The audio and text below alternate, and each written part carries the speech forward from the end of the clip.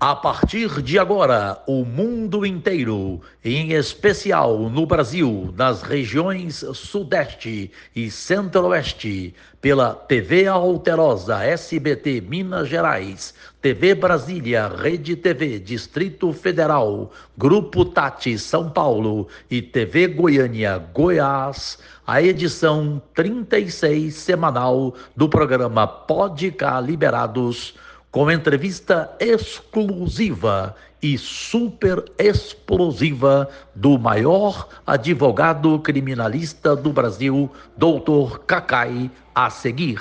O que por 20 anos não passou de promessa, hoje é uma realidade no estado que dá certo. Uma saúde de qualidade e mais perto de todos os goianos. Goiás agora tem um atendimento regionalizado que virou exemplo para o Brasil. Aumento no número de consultas, queda nas filas de espera para cirurgias eletivas, 8 novos hospitais, incluindo a recém-inaugurada Unidade de Águas Lindas, 6 policlínicas e aumento recorde no número de transplantes de órgãos e tecidos. E se o presente já é uma realidade, o futuro é mais esperança, com a construção do Cora, o maior hospital público de combate ao câncer. Sabemos que ainda há muito a fazer, mas a verdade é que a saúde em Goiás avançou em 5 anos, o que antes só ficava na promessa. Governo de Goiás, o estado que dá certo e que tem o melhor governo do Brasil.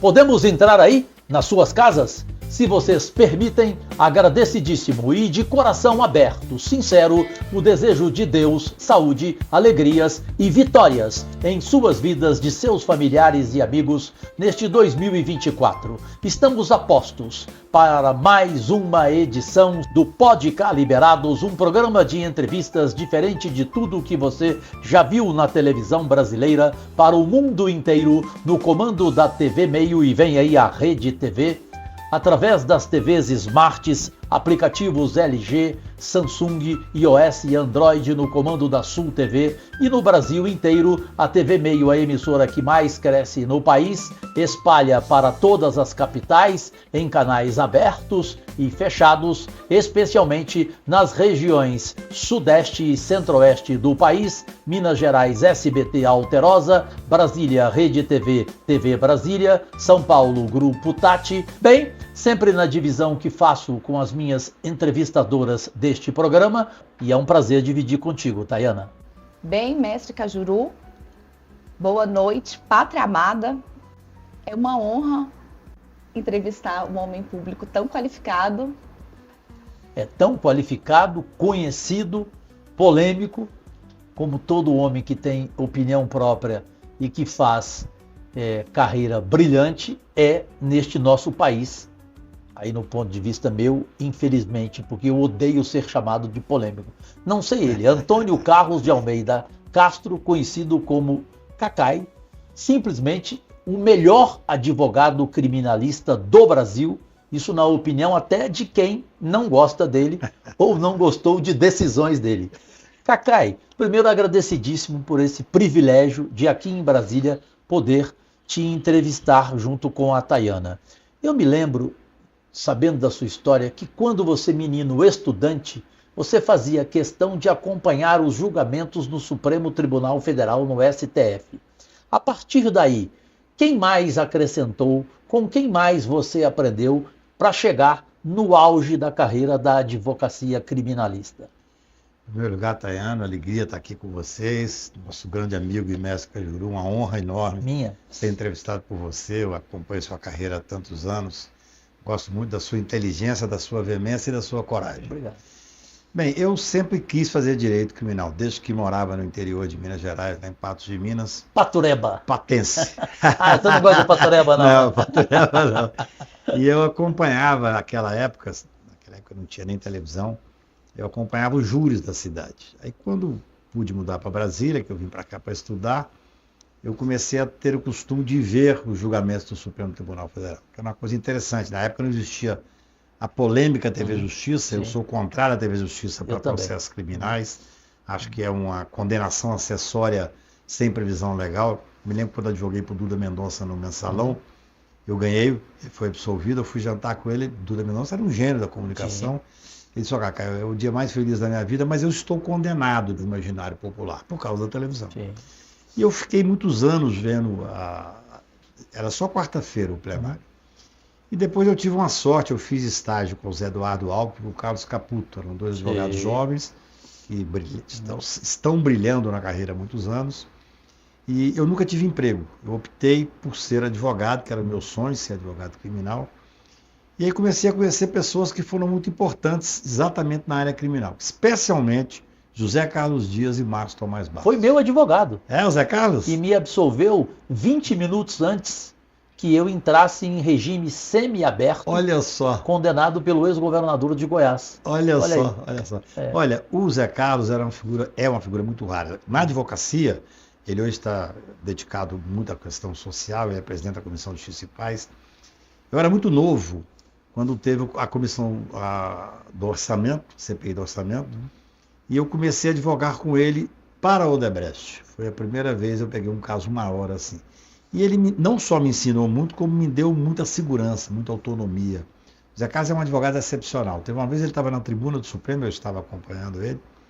Quando ele terminou a sustentação oral, a ministra Carmen Lúcia falou assim, dá vontade de cometer um crime para você advogar para mim. O Zé Carlos me ajudou muito, muito, sobre todos os aspectos, muito generoso. E depois, aí já com um certo caminho andado e tal, eu comecei a ter casos junto com o Marcos Tomás Bastos. O Marcos era muito preparado, um gentleman, outro craque, né? Mas com um estilo diferente. O Zé Carlos Dias, a gente dividia os casos, discutia os casos, ele sustentava, ou eu sustentava e tal. O Márcio, ele pegava um grande caso, ele me chamava, por exemplo, Cacá, que você quer fazer esse caso comigo? Claro que eu queria, sobre todos os aspectos. E aí ele fazia a primeira reunião, a gente traçava um rumo e depois ele deixava o caso com a gente. Então foram dois que me ajudaram muito, claro, tiveram outros, mas na área criminal, especialmente esses dois foram o meu norte. Perfeito. Tayana? Doutor Cacai, por vezes é doloroso defender um cliente sabendo que ele é culpado?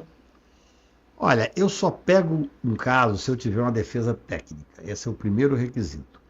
Quando a pessoa me procura, eu tenho que ter tranquilidade de saber que vou defender aquela tese no plenário do Supremo Tribunal Federal, se o caso for originariamente lá, ou ao final do processo acaba batendo por lá as teses que levanto. Então, se eu convenço de uma tese, é porque eu tenho plena tranquilidade de defender o cliente. Eu não gosto do advogado que pega um caso porque o caso é grande, porque o caso é interessante financeiramente, e critica o cliente em roda e critica o cliente fora daquele âmbito estritamente profissional. Eu acho que o advogado, especialmente o advogado criminal, que pega o cliente no momento mais difícil da vida dele, o cidadão, quando é acusado de um crime, sendo injusto ou não, é um desastre na vida dele. O processo já é uma pré-condenação. Então, assim, se eu achar que não devo pegar o caso, que não posso me empenhar, que vou ter qualquer tipo de dificuldade, eu não pego. Eu fui procurado pelo Bolsonaro. No final da campanha, no começo da campanha dele, ele já era pré-candidato e tal. Um amigo me levou. Quando eu o vi, eu sentei na frente dele educadamente e disse, olha, senhor, por favor, não precisa nem falar que eu não vou advogar para o senhor. E ele disse, mas por que você não vai advogar para mim? Eu falei, se o senhor quiser eu falo, mas é melhor eu não falar. Então, eu não tenho nenhum constrangimento. Essa eu não sabia, juro. Eu não tenho nenhum constrangimento de advogar em casos que eu acho que tem defesa técnica, porque, veja bem, eu sou advogado criminal. Às vezes os cidadãos, já há muito tempo eu não faço os chamados crimes de sangue e tal, mas já atuei em júri. Eu me lembro que uma vez fui procurado por uma pessoa que tinha efetivamente matado uma outra pessoa. Mas ele me contou a história, era um caso típico de legítima defesa. Então, assim, eu tinha uma defesa técnica da qual eu podia me orgulhar e fazer tranquilamente. Então, acho que o primeiro requisito do advogado criminal, qualquer outro, mas especialmente do criminal, é fazer esse primeiro critério. Ele faz um crivo primeiro, sabe, Cajuru?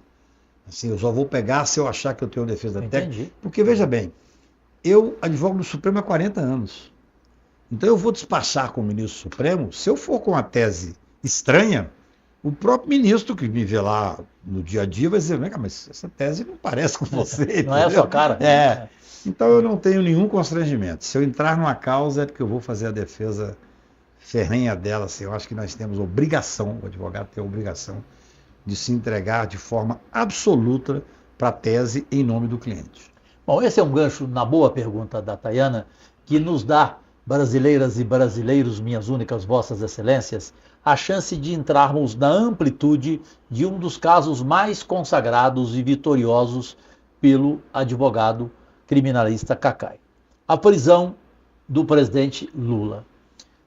Você colocou a questão técnica e eu achei brilhante essa sua definição.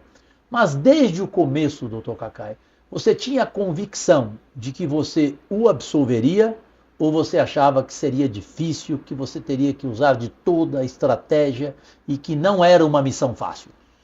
Olha, é interessante a sua pergunta, até para a gente esclarecer uma questão que tem uma certa dúvida sobre isso. Eu, quando entrei com a ação direta de constitucionalidade 43, que discutia a presunção de inocência, que foi o processo que, ao fim e ao cabo, deu a liberdade ao Lula e deu a liberdade a várias outras pessoas, a Dirceu e várias outras pessoas, eu não entrei por causa do Lula, eu não era advogado do Lula. O Lula foi beneficiário de uma decisão que nós conseguimos, eu fui o primeiro autor, o autor da ADC 43, depois outros colegas entraram com 2 outras ADCs, então criou-se um movimento muito grande. E naquela época, inclusive, o Sérgio Moro, o juiz Sérgio Moro, ele comentou que aquela era a maior derrota da Lava Jato, que aquilo ali seria um tiro na Lava Jato. Ou seja, a advocacia do Lula, especificamente, dos processos ordinários lá em Curitiba, não fui eu que atuei. Apenas tive a honra de tratar de um caso. E vou te dizer uma coisa interessante, Cajuru. O que me levou, a angústia que me fez entrar com essa ADC, da discussão da transição do trânsito em julgado, da presunção de inocência, é porque nós tínhamos, à época, 800 e tantas mil pessoas recolhidas aos presídios brasileiros que vivem em condição de miserabilidade. Sendo que dessas 800 e tantas mil pessoas, mais de 1/3 era de presos provisórios, presos sem culpa formada. Então, isso me angustiava e me angustia muito até hoje. Então, junto com 2 amigos, nós bolamos a hipótese de entrar com essa ação direta e aí começou o grande embate, porque quando as pessoas perceberam que aquele julgamento libertaria o Lula, tinha ministro do Supremo que não queria julgar. Sim. Muitos ministros queriam julgar. O processo demorou muito mais do que deveria. Até que um dia, o ministro Toffoli, que ia assumir a presidência, que o Supremo tem uma questão regimental, que eu sou contra, que o presidente é que define a pauta do plenário. Isso é muito ruim. Eu acho que o presidente deveria definir metade da pauta para dar o jeito dele, do evidentemente, na presidência, é normal, mas a outra metade devia ser do colegiado. Sim. Porque naquela época, vários ministros me procuravam, o ministro Celso Mello, que era o decano, o relator, que era o ministro Marco Aurélio, e dizia, nós temos que julgar esse caso, não é possível que um caso dessa relevância fique sem julgar, mas a presidenta não queria julgar. Não queria de jeito nenhum. Então, o ministro Toffoli falou, olha, eu vou assumir a presidência, e quando eu assumir a presidência, eu levarei esse caso para julgamento. Então, foi um caso extremamente relevante, sob todos os aspectos. Inclusive, a mídia julgou muito pesado contra o caso. A mídia, naquela época, tinha quase um acordo com o grupo da Lava Jato. A Lava Jato tinha um poder midiático que era uma coisa inacreditável. O que eles faziam de absurdos, mas com a proteção, especialmente da grande mídia. Ainda hoje, Cajuru, nós podemos ver no dia a dia algumas viúvas da Lava Jato. Vixe. Tem alguns jornalistas conhecidos que são verdadeiras viúvas da Lava Jato no dia a dia. Isso era um problema para todos nós. Por quê? Porque nós chegávamos para apresentar uma questão 100% técnica e tínhamos uma manipulação, uma versão diferenciada na imprensa. Me lembro que no dia do julgamento, eu acordei pela manhã, o Correio Brasiliense tinha dado uma matéria dizendo que se eu ganhasse o processo, seriam soltos mais de 300 mil estupradores. Olha, uma coisa incrível. Eu liguei para o presidente da casa, falei, olha, eu vou sustentar, mas essa manchete é absolutamente aviltante. Então, quando começou o julgamento, o ministro Toffoli, com muita dignidade, falou, olha, eu quero dizer que hoje saiu uma matéria no jornal que está sendo replicada em vários outros meios de comunicação, que absolutamente não é verdade. Então, esses são os percalços de quando você atua em casos que tem muito calor midiático. Dessa envergadura, né? Sem dúvida alguma. Tayana, nós temos o primeiro menor intervalo da televisão brasileira. Você faz uma pergunta e Cacai responde logo depois por fineza. Qual é a sua? E o caso do Moro? Ele devia ser condenado ou absolvido? Com base Boa técnicas? pergunta para responder, voltando já e já.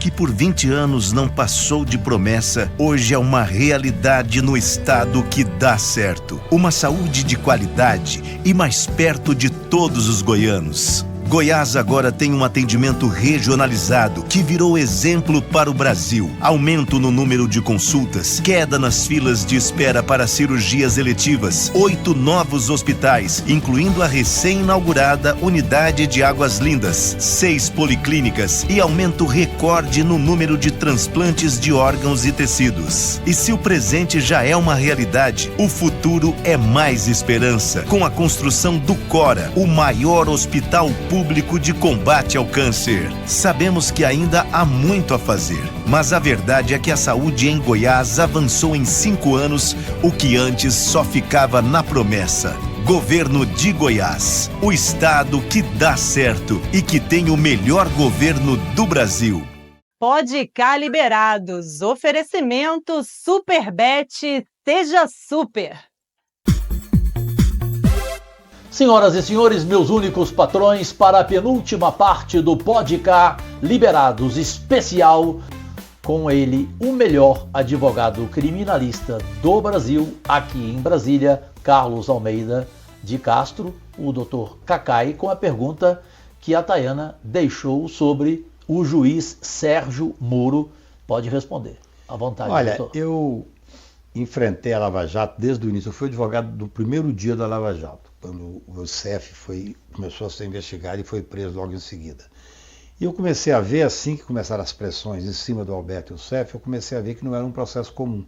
Eu já conhecia Moro e a turma que ele coordenava de outros casos que eu tinha ganhado, que à época eram casos grandes e que, frente à Lava Jato, evidentemente, ficaram pequenos. Aí aconteceram várias coisas interessantes. Eu comecei a notar que o que existia era a instrumentalização do Poder Judiciário e de parte do Ministério Público. O Moro coordenava os procuradores com um objetivo claríssimo de poder. Era um projeto de poder. Um projeto de poder que passava, eu falava isso à época, até o ministro Gilmar dizia, eu não chego a tanto, mas agora ele repete sempre isso, inclusive com braços internacionais. Para a gente ter uma ideia, eles chegaram a montar uma fundação, que felizmente o ministro Alexandre não permitiu que fosse à frente, onde eles teriam para eles perto de 4 bilhões no início. Você imagina, todo o fundo partidário brasileiro é 4 bilhões e tanto, já é muito. É, quase 5. Né? Quase 5. E eles começariam com 4 bilhões. Eles tinham uma estratégia de poder. Estratégia de poder que, num dado momento, Cajuru, deu certo. Eles foram a base da eleição do Bolsonaro. Quer dizer, eles prenderam o principal opositor que estava na frente do Bolsonaro, que era o Lula. E depois, num caso clássico de corrupção, o Moro ganhou o Ministério da Justiça.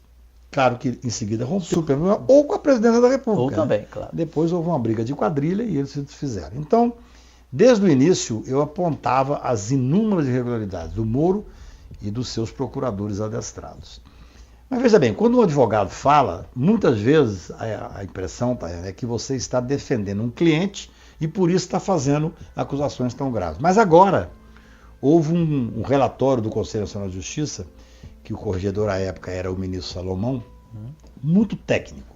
Eu recomendo que vocês leiam esse relatório. Eu li. É um relatório fortíssimo e que imputa ao Moro, a Gabriela Hart, que é outra juíza, ao Deltan e a outros procuradores, crime de corrupção, crime de peculato e crime de organização criminosa. Então, eu não sou de desejar que ninguém seja condenado, essa não é a questão.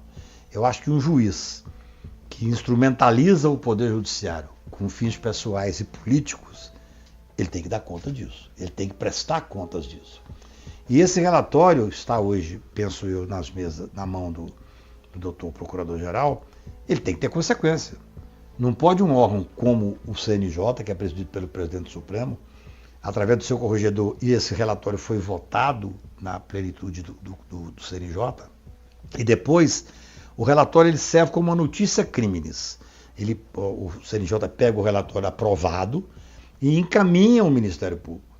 Então eu espero, e cobro isso com muita frequência, porque já tem algum tempo, já era para ter tido algum resultado, eu espero que o Procurador-Geral da República ou aprofunde essa investigação, ou se o CNJ tiver feito um trabalho, que eu acho que fiz, acho que o relatório é extremamente técnico e bem feito, que isso evidentemente seja apresentado ao Poder Judiciário, porque nós temos que pensar O Poder Judiciário é um poder inerte. Sim. Ele só age se provocado. Quer dizer, o Ministério Público, que é o dominus lide, num dado momento pré-processual, ele é mais importante que o Supremo Tribunal Federal. Sempre. É. Se hoje os 11 ministros do Supremo quiserem apresentar uma denúncia contra o Bolsonaro, por exemplo, por 8 de janeiro, eles não podem fazer. Eles precisam de uma ação do Ministério Público apresentando uma peça chamada denúncia, não é uma denúncia como a gente fala vulgarmente, e essa peça, se recebida, dá início à ação penal. Então eu acredito que muito brevemente nós deveremos estar vendo o Moro, o Deltan e todos aqueles procuradores serem processados. E aí eu falo, eu gosto de brincar, Cajuru, que eu tenho uma irritante coerência constitucional. Entendeu? Eu quero para eles, dar a eles, e não é porque eu sou um democrata, eu quero dar a eles tudo aquilo que eles não davam para os réus da Lava Jato. Que eles tenham o devido processo legal, que eles tenham a ampla defesa, que tenham o direito ao acesso aos processos, e ao final, que tenham o direito de ser recolhido preso só depois do trânsito em julgado, que é essa ação que eu ganhei e que eles tinham ódio dela. Bem, diante de uma resposta tão robusta como essa sua, cabe uma pergunta dupla, Tayana, e vocês aí do outro lado. Doutor Cacai, o juiz Sérgio Moro, enquanto juiz, pelas denúncias, ele então merecia ter sido condenado e depois, quando eleito senador, pelas denúncias de sua campanha, ele deveria ter sido cassado agora? Eu digo, essa questão, ela me dá até alguns problemas com uma série de amigos e grupos que eu faço parte. Eu acho que o Moro será processado, condenado e preso pelo relatório do CNJ e por uma série de outras questões que ele fez na 13ª Vara. Quanto à cassação, eu tenho minhas dúvidas. Eu não fui favorável àquele processo de cassação. Ah, não? Eu vou te dizer uma coisa, por isso que eu digo que eu sou irritantemente coerente. Você tem que ter muito cuidado, você que eu digo, as pessoas, a sociedade como um todo, ao dar um direito excessivo aos tribunais, ao Poder Judiciário. Você tirar um mandato de alguém que teve mais de 1 milhão de votos, tem que estar uma culpa absolutamente provada. Exato.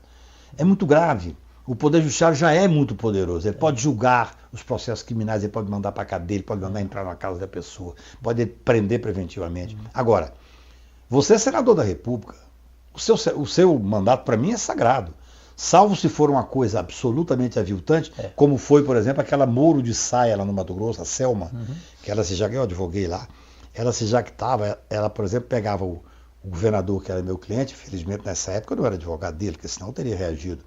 Ele ia ser interrogado e deixava ele nu na salinha para humilhá-lo, para cortar o moral dele, para ele entrar desestabilizado.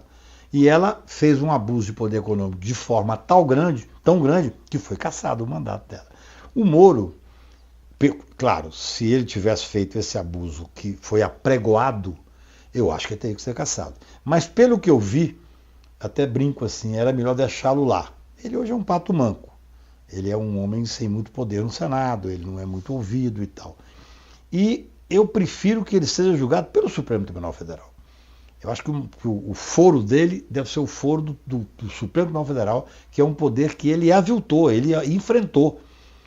E você sabe, né? Eu falo muito para os meus clientes. Se eu tenho um cliente que tem chance de ser julgado pelo plenário do Supremo, e se tiver uma chance dele deixar de ser senador da República, eu falo, olha, deixa de ser senador da República. Porque, como fala lá em Patos de Minas, se for condenado pelo plenário do Supremo, você só pode recorrer para o bispo. Muito boa. Tayana, você. Qual a diferença, doutor Cacai, da Suprema Corte americana e a Suprema Corte brasileira? Se o caso Moura e Lula fosse processado na Justiça Americana, qual seria o desfecho, possivelmente? Ótima pergunta. A diferença é abissal, é grande, sobre todos os aspectos. Né? Primeiro que o que sustenta todas as ações nos tribunais superiores, do Supremo Tribunal, na Corte Americana, é a Constituição. A Constituição Americana é uma Constituição enxuta, que tem anos e que é muito resumida, vamos chamar assim. A Constituição brasileira é uma Constituição que eu respeito muito e gosto muito dela, uma Constituição que tem uma extensão enorme. Então, o número de processos que chega no Supremo Tribunal Federal é infinitamente maior do que o que chega em qualquer outra corte suprema do mundo. Então, assim, na realidade, não existe, o que existiu foi o Moro enquanto juiz, julgando um ex-presidente da República. Não existia um caso Moro versus Lula.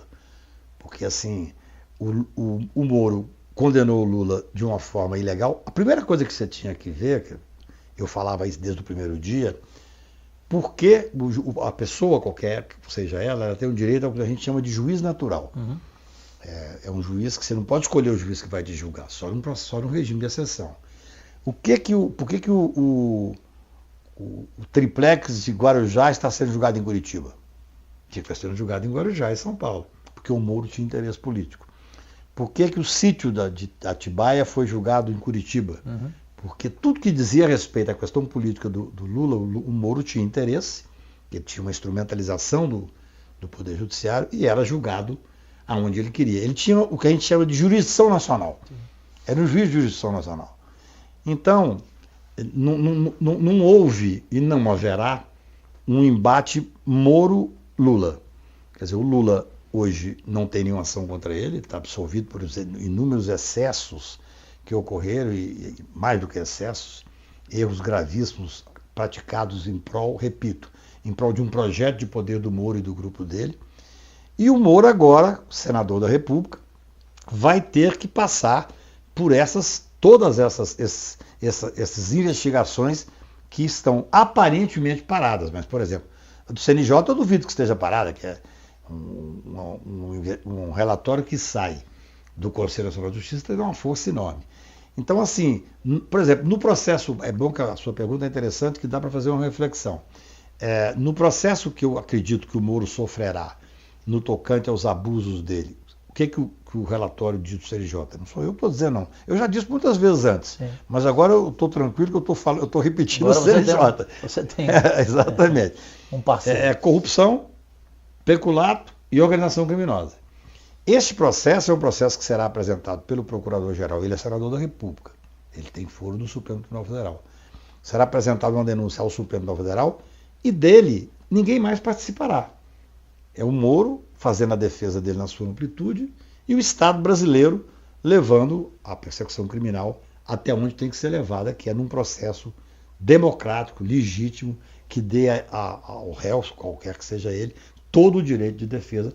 Só que nesse caso, como bem sabe nosso senador, julgado pelo plenário do Supremo. Sem dúvida. Pela sua sabedoria jurídica, cabe aqui agora a gente entrar na questão de impeachment. E eu te perguntaria objetivamente sobre o impeachment da ex-presidente Dilma e agora o que se pede um impeachment a Alexandre de Moraes, e daí qual a credibilidade que você viu nas denúncias do jornal Folha de São Paulo e a sua opinião, evidentemente, se ele, Alexandre de Moraes, merece ser impeachmentado, pois boa parte da população, ou a maior dela, gostaria de ver isso. Olha, o impeachment é um processo, como você bem sabe, jurídico-político, ou seja, é um processo completamente diferente de um processo criminal. Tem que ter um crime de responsabilidade. No caso da Dilma, hoje, as pessoas que caçaram deputados e senadores, a grande maioria reconhece que foi um jogo político. A Dilma estava fraca politicamente. Eu já ouvi vários falar isso. Infelizmente, a Dilma não recebia o deputado. A política dela era uma política confusa. Mas hoje, poucas pessoas têm dúvida de que não houve crime de responsabilidade. Mesmo aqueles que eram ferrenhos contra ela reconhecem que não houve crime. Esse é um risco enorme. Se há uma exigência de ter um crime de responsabilidade para que você possa fazer o processo, ainda que seja um processo político também, mas para você fazer o impeachment, você não pode abrir mão de ter crime. Porque senão é um golpe. No caso da Dilma, claramente foi um golpe. O ministro Alexandre, com muito mais razão. Eu há um ano atrás, eu estava com um senador que eu respeito muito, um senador de direita, não tem nenhum problema, claro, é meu cliente, é meu amigo, e ele disse, olha, nós vamos fazer maioria no Senado e vamos pressionar o Supremo Tribunal. Isso não é correto.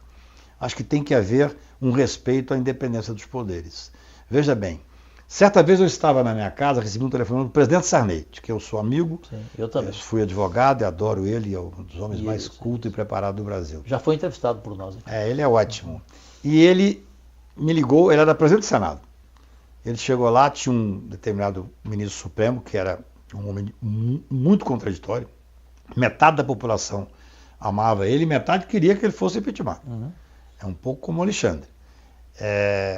E eu tinha uma pinimba com ele, vamos chamar assim. Embora eu respeitasse, porque todo ministro eu respeito, eu era um homem que o criticava, ainda que ele fosse ministro supremo, eu como advogado o criticava tecnicamente, é óbvio. E eu li o processo de impeachment dele, o pedido de impeachment, que estava razoavelmente bem fundamentado. Quando ele me ligou, eu falei assim, eu queria ouvir você sobre esse pedido de impeachment. Eu falei, não li, mas não deve ter sequência. Depois que ler, eu vou te dar com mais razão que não deve ter sequência. Se nós começarmos a usar o processo de impeachment para poder pressionar o Supremo Tribunal Federal, nós chegaremos a um impasse no Brasil. Veja bem, essa denúncia da Folha, que tinha mais, do meu ponto de vista, mais espuma que rochedo, foi uma denúncia que durou 2 dias. Começou como sendo um grande escândalo, não houve nenhum advogado que tivesse sido ouvido, e não há absolutamente nada que justifique sequer o barulho que foi feito. Veja bem, é grave isso. Mas veja bem, Cajuru, você com a sua experiência, houve quem comparasse as conversas dos assessores do Alexandre às conversas do Moro com o procurador na Lava Jato. Gente, um juiz não pode combinar com os procuradores. É crime. Se o juiz combina com o procurador, é crime. Isso foi comprovado. Os assessores de um ministro supremo, de um ministro do STJ, de um ministro do tribunal, obrigatoriamente eles têm que conversar entre eles. Como é que funciona? Eu advogo há 40 anos do Supremo. Como é que funciona um processo? Funciona assim. O processo chega no Supremo, normalmente com 2 teses, acusação e defesa. O ministro toma a decisão. Aqui eu quero condenar, aqui eu quero absolver. É isso que faz o juiz. Se ele não fizer isso, ele está prevaricando. Ele é obrigado a fazer isso. Aí no momento em que ele dá a linha que ele quer, os assessores vão fazer um piloto de voto e vão discutir entre eles. Aí alguém pode falar, olha, vamos colocar uma coisa mais dura aqui, o Alexandre gosta mais disso. Não há absolutamente nenhuma irregularidade. Quanto aos relatórios que foram propagados, as pessoas se esquecem. O ministro Messias da AGU fez depois uma manifestação boa sobre isso. À época desses diálogos, o ministro Alexandre era presidente do TSE. A democracia brasileira estava sob ataque. O ministro Alexandre, eu até digo o seguinte, eu sou um crítico ferrenho em regra do judiciário. Um poder patrimonialista, um poder racista, um poder machista. No entanto, no momento em que se tentou o golpe, foi o poder que sustentou o Estado Democrático de Direito. Nós tínhamos, até assumir o governo Lula, um governo executivo fascista, que solapava a ordem constitucional. Nós tínhamos um Congresso, em boa parte, infelizmente, cooptado. Totalmente. E aí o que sobrou? Sobrou o Poder Judiciário. Então o ministro Alexandre ali, nós não podemos esquecer, ele estava como juiz eleitoral. E como juiz eleitoral, ele tem poder de polícia. Ele pode fazer absolutamente tudo o que ele fez, ele podia fazer. Então é claro, é muito ruim. Aí eu tenho uma tese, que é uma tese que eu gostaria de colocar aqui para que a gente faça uma reflexão. Eu tenho uma tese que todas essas tentativas de golpes, de ataques que estão tendo ao Supremo e ao ministro Alexandre hoje, é uma tese de defesa daqueles que querem desmoralizar o órgão que vai julgar aqueles que dirigiram o 8 de janeiro, os que financiaram o 8 de janeiro, os que planejaram o 8 de janeiro e aqueles que seriam os beneficiários. Porque você imagina, Cajuru, 300 pessoas estão presas, condenadas de 12 a 17 anos. Esses eram alguns buchas de canhão, pretendentes a terroristas, pessoas que foram lá, muitas delas sem ter admissão. Tinham que ser condenadas? Tinham, porque cometeram o crime, que o crime é tentativa de golpe de Estado. Tem gente que fala comigo assim, mas não houve golpe de Estado. Se houvesse um golpe de Estado, quem estaria preso seria eu. Eles teriam vencido, claro. Então não teria. Agora, essas pessoas que ainda não estão processadas, especialmente os financiadores, os políticos, os militares de alto coturno e o presidente da República, o ex-presidente da República, Bolsonaro, eles devem estar apavorados, porque se aquele cidadão pegou 17 anos, eles sabem que vão pegar 25. Muito mais. 28. Então deve ser uma coisa aterrorizante para eles. Então essa estratégia de desmoralizar o Supremo, eu acho que não é ética, mas é uma estratégia de defesa. Ou seja, ou a Procuradoria-Geral da República toma uma atitude e termina os inquéritos e denuncia, até para dar chance de defesa para eles. Se eles provarem que são inocentes, serão absolvidos. Eu acredito que não serão, porque eu conheço um pouco do processo. Mas o problema é que até que os inquéritos terminem, até que haja as denúncias, nós vamos viver muita instabilidade no país ainda. Nós vamos para o último menor intervalo da televisão brasileira. E Brasil brasileiro, eu vou deixar aqui um tripé imperdível para se ouvir. Por que o Dr. Cacai não aceitou ser advogado de Jair Bolsonaro? Como foi a defesa dele da biografia do cantor maior Roberto Carlos, amigo pessoal dele, e nosso próximo entrevistado, vem aí o rei, hein? E também como foi o caso da atriz Carolina Dickmann, além de outras perguntas e do imperdível quadro Defina em uma Palavra, voltando já e já. O que por 20 anos não passou de promessa, hoje é uma realidade no estado que dá certo. Uma saúde de qualidade e mais perto de todos os goianos. Goiás agora tem um atendimento regionalizado que virou exemplo para o Brasil. Aumento no número de consultas, queda nas filas de espera para cirurgias eletivas, 8 novos hospitais, incluindo a recém-inaugurada Unidade de Águas Lindas, 6 policlínicas e aumento recorde no número de transplantes de órgãos e tecidos. E se o presente já é uma realidade, o futuro é mais esperança, com a construção do Cora, o maior hospital público de combate ao câncer. Sabemos que ainda há muito a fazer, mas a verdade é que a saúde em Goiás avançou em 5 anos, o que antes só ficava na promessa. Governo de Goiás, o estado que dá certo e que tem o melhor governo do Brasil. Meus amigos, minha gente, voltamos para a última parte deste programa especialíssimo Pode Cá Liberados, diferente de tudo que você já viu na televisão brasileira, no comando hoje em rede mundial da TV Meio, a emissora que mais cresce no país, e vem aí a nossa queridíssima Rede TV, a emissora que me trouxe de volta ao cenário nacional no ano de 2000. Vamos ao tripé com esse impagável Dr. Cacai. Primeiro, por que você não aceitou ser advogado de Jair Bolsonaro naquele ano da sua eleição em 2018? Cajuru, essa é uma questão delicada, né? O advogado, ele tem que ter o direito de fazer uma primeira análise do caso, e isso inclui a pessoa que está sendo processada. Eu tenho notória divergência com o ex-presidente, com basicamente toda a vida dele. Ele foi um homem que, no dia do julgamento do impeachment da Dilma, ele teve a crueza de falar da tribuna o nome daquele que foi o terrorista, o torturador.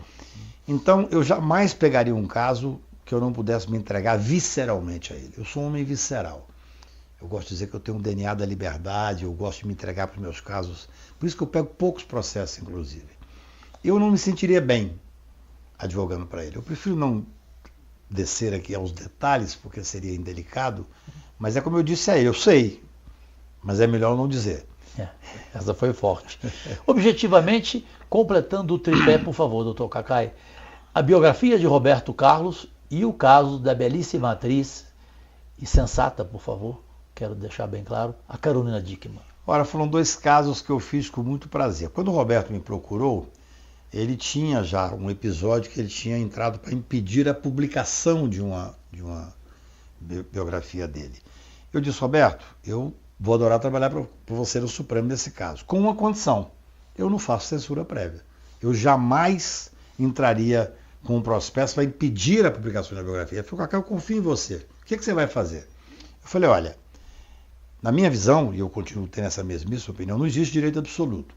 Não existe direito à privacidade, não é absoluto. O direito à liberdade de imprensa não é absoluto. Nenhum direito é absoluto. Eu disse, olha, eu vou defender que o cidadão tem o direito, tem a dor e a delícia de saber o que quer escrever. Isso. Escreveu, se tiver algo que seja mentira de forma dolosa, que seja falso e que prejudique a sua imagem, você tem o direito até de tirar aquele livro naquele ponto. Ou pelo menos de ter uma indenização por causa daquilo. Ou de impedir que na próxima edição venha esse erro, que é um erro proposital. Eu disse na tribuna do Supremo que se alguém fizesse a minha biografia e falasse que eu era atleticano, eu processaria. Eu lembro. Quer dizer, vídeo aí. Então, em parte, a minha argumentação, que foi 100% aceita, o homem público, você, por exemplo, que é um homem público que todos nós gostamos, admiramos e conhecemos, o seu limite de privacidade é muito menor daquele homem que não se expôs ao público. Porque o cidadão tem o direito, o eleitor, mesmo se não for eleitor de Goiás, o cidadão tem o direito de acompanhar o homem público e cobrar do homem público. Claro. Porém, na questão da biografia, que eu fiz com muito prazer, eu coloquei isso para o Roberto. E ele disse, Cacai, concordo plenamente com você. E nós ganhamos. Então, esse foi o primeiro ponto. Na questão da Carolina Dickmann foi bastante interessante. Quando ela me procurou, eu fiquei impressionado que tinha tido já 32 milhões de visualização das fotos dela. E ela me disse, olha, Cacai, o que eu quero? A imprensa está dizendo que eu fui leviana ao deixar as fotos num laptop e tal e mandar arrumar. Isso não, foi um hacker que entrou no meu telefone. Eu tenho o direito, todos nós temos, o direito de mandar nu para o marido, para a esposa, claro, para o namorado, para quem quiser, são adultos. Mas ela tinha filha adolescente e com muita dignidade, era uma menina muito digna, muito preparada, muito inteligente, belíssima. Mas isso aí não é o maior atributo dela, a postura dela foi muito interessante. E eu falei, olha, vai ser dificílimo chegar ao hacker. Porque eu me lembro que aquela Scarlett O'Hara, na mesma época, uma atriz americana famosíssima, tinha também vazado umas fotos delas, que ela estava nua. E o FBI estava tentando já 2, 3 meses conseguir chegar ao autor. Por sorte nossa, ela falou, não, vamos fazer, eu quero mostrar para as pessoas, e quero que você fale meu nome, que estava no meu computador e que foi o hacker. Por sorte nossa, com 2, 3 dias, o hacker, que era um menino sob o aspecto brilhante, por mal, mas brilhante, conseguiu entrar lá, ele deixou um rabozinho que nós contratamos uma pessoa específica que conseguiu chegar nele. E aí, você vê o tanto que a Carolina é uma menina interessante, uma mulher interessante, tem muitos anos já. Quando descobriu, o Ministério Público veio, que aí veio o Congresso Nacional, veio a lei Carolina Dickmann e tal, o Ministério Público veio e processou esse hacker. E começaram a ligar para ela, achando que ela ia ser assistente de acusação. Ela me ligou, eu falei, Carolina, a decisão é sua, mas tem algum sentido você ser um assistente de acusação? O que você queria, você já conseguiu provar. Você mostrou que era um direito seu, primeiro, evidentemente, ter o nude para o seu marido e tal. E segundo, que você não foi leviana, que você foi absolutamente cuidadosa. Foi um trabalho de um hacker. Ela disse, não tem nenhum interesse em ser assistente de acusação. Então foi muito interessante, porque eu acho que para ela foi interessante, que as pessoas viram a postura dela muito digna, e deu esse barulho todo de imprensa a ponto de ter uma lei com o nome dela hoje. Sem dúvida alguma. Tayana Aires. Esse livro que o senhor escreveu, que é maravilhoso, recomendo fortemente a leitura. Sobre qual tema mais delicado o senhor escreveu? Olha, o livro chama muito Além do Direito, porque eu sou um homem que sou advogado, que só faço isso na minha vida, mas eu acho que o direito tem que ser olhado de todos esses ângulos, né? Você tem um lado da poesia, você tem um lado da democracia, você tem a inserção que você faz nos processos. Eu não faço política partidária, mas ao conversar com vocês aqui eu estou fazendo política. Sim. Então, assim, os momentos mais delicados desse livro, certamente são os artigos que eu escrevi, são vários, mas no momento da pandemia, porque era muita angústia. Eu fiquei em casa durante todo o tempo, praticamente fechado, assim, eu não saía de casa. Até criei uma época, como uma espécie de uma fuga, eu criei final da tarde aqui na minha casa tem um pôr do sol muito bonito, eu recitava 3, 4, 5, 6 poesias e mandava para 10 amigos. Eu brincava que era poesia ou cair da tarde. Com 6 meses, Daiane, eu estava já com uma lista de quase 1000 pessoas.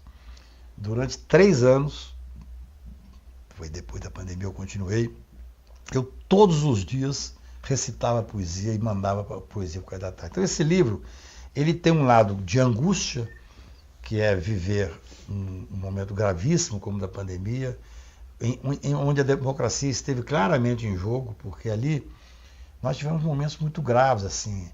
Eu instiguei o Procurador-Geral da República várias vezes, eu tenho artigos fortes contra o Procurador, embora eu respeite e tenha amizade com o doutor Aras, eu cunhei a expressão poderes imperiais do Sim. procurador, Augusto Aras. porque ele não fazia, quer dizer, nós fizemos uma vez uma representação, nós e mais 10 advogados, assim, onde a gente imputava crime de responsabilidade para o Bolsonaro por 1/3 das mortes dos 700 mil brasileiros que foram mortos.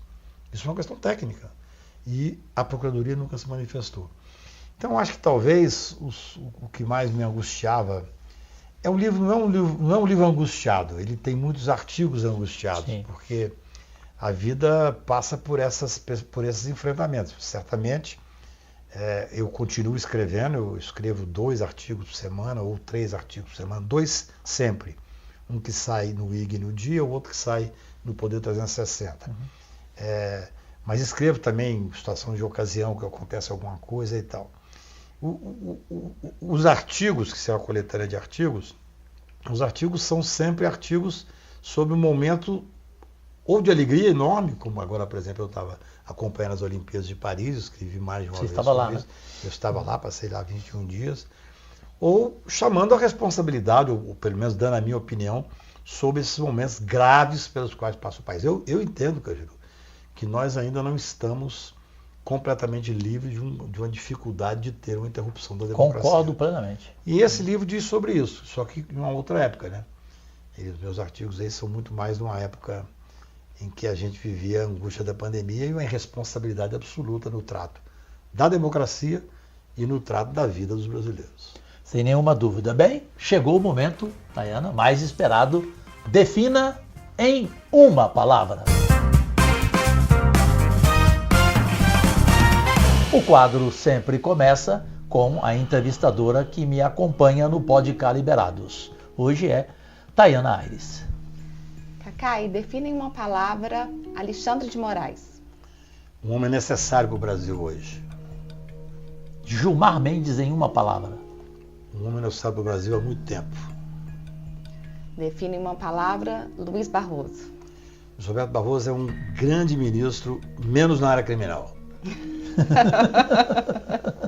Em uma palavra, advogado. É aquele que preza a liberdade acima de tudo e que sabe cumprir a Constituição. Tayana. Em uma palavra, Lava Jato. Foi um câncer no país, um câncer que atrapalhou muito a credibilidade do Poder Judiciário. Em uma palavra, Sérgio Moro. Ele terá o que ele merece. Tayana. Em uma palavra, José Dirceu. O maior político com quem eu já convivi, o cara que mais sabe pensar o Brasil. Em uma palavra, o presidente Lula. É um gênio da política, é um homem necessário para manter a estabilidade democrática. Em uma palavra, família. É o que nos sustenta. A família eu sou mineiro, é aquele recanto que você encosta a cabeça quando precisa. Em uma palavra, o ex-presidente Jair Bolsonaro. Esse é outro que a história tem que fazer justiça a ele, dando a ele o que ele merece, que infelizmente é a cadeia. Em uma palavra, Antônio Carlos de Almeida Castro. Cacai. Ou seja, o homem. É muito você quer amor. dizer, né? Eu vi que você ficou emocionada. Total. Total. Você é admiradora dele, isso é normal. Eu também sou. É um advogado que continua sonhador depois de 40 anos de advocacia, acreditando na democracia, acreditando na Constituição e, por que não, acreditando que a gente pode fazer a diferença. Claro. Fora do quadro Define uma palavra, eu, por exemplo, sou meio Clarice Lispector, que dizia: eu sei exatamente o meu tamanho, nem para menos, nem para mais. Nem para mais. O meu tamanho. Portanto, eu não acho humildade, eu acho simplicidade. Eu me considero o terceiro melhor entrevistador da televisão brasileira, e assim dizia o Silvio Santos, que me considerava o segundo, porque eu tenho 50 anos de carreira nacional. Que legal, que legal. E eu acho que um homem como você não é nenhuma... isso é máscara, Cajuru, isso é muita prepotência, arrogância, soberba. Não, se eu fosse o Cacai, eu diria, eu sou o maior advogado criminalista do Brasil. Mas você tem um em especial que você considera melhor do que você? Não, tenho vários, mas um especial chama José Carlos Dias. Acho que esse advogado, ele representa a advocacia brasileira, assim como Márcio Tomás Bastos representava a advocacia brasileira. E eu tenho uma gratidão eterna por ele, porque, repito, né, ele me salvou de um regime semi-aberto, faltando 15 minutos em uma liminar, que aqui eu confesso a minha madrinha Hebe Camargo, que telefonou para ele e pediu: defenda o Cajuru, por favor, maravilha. porque ele está saindo aqui da gravação do programa e indo para o regime semi-aberto. Essa é a advocacia criminal, a beleza da advocacia criminal. A beleza, não? A beleza. Bom, a gente, Tayana, pôde aqui, é claro que ficaríamos mais um programa inteiro conversando, né, com uma autoridade jurídica como é o Dr. Cacai, por tudo que ele é. Mas assim, só para relaxar no final do programa mesmo, porque televisão tem tempo, né? Música para você em uma palavra. Muitas vezes a sustentação da vida. Que aqui está escrito: todo amor é sagrado. O que mais me sustenta é a poesia. Poesia eu leio diariamente. Eu também. Quando eu fiz 50 anos, eu contratei uma professora de literatura, pedi ela para fazer um estudo nos sebos de Belo Horizonte. Ela achou 750 livros de poesia e eu me dei 500 livros de poesia de presente. Então, para mim, a poesia é um dique para a gente não transbordar. É uma pá para recolher os nossos escombros. É a poesia amiga de todas as horas. Muitíssimo obrigado. Muito obrigado a você. Querido. Se despeça. Obrigado, querida. Uma alegria. Foi uma honra enorme no meio desses dois gigantes, dois aviões que eu admiro tanto, que me emociona. E fiquem com Deus, até o próximo, nos veremos em breve. Adorei aviões. Mas são demais. Agradecidíssimo Deus de saúde. Na próxima quarta-feira, 11h30 da noite, para o mundo inteiro, tem a reprise deste programa especial e até o nosso próximo convidado. Agradecidíssimo.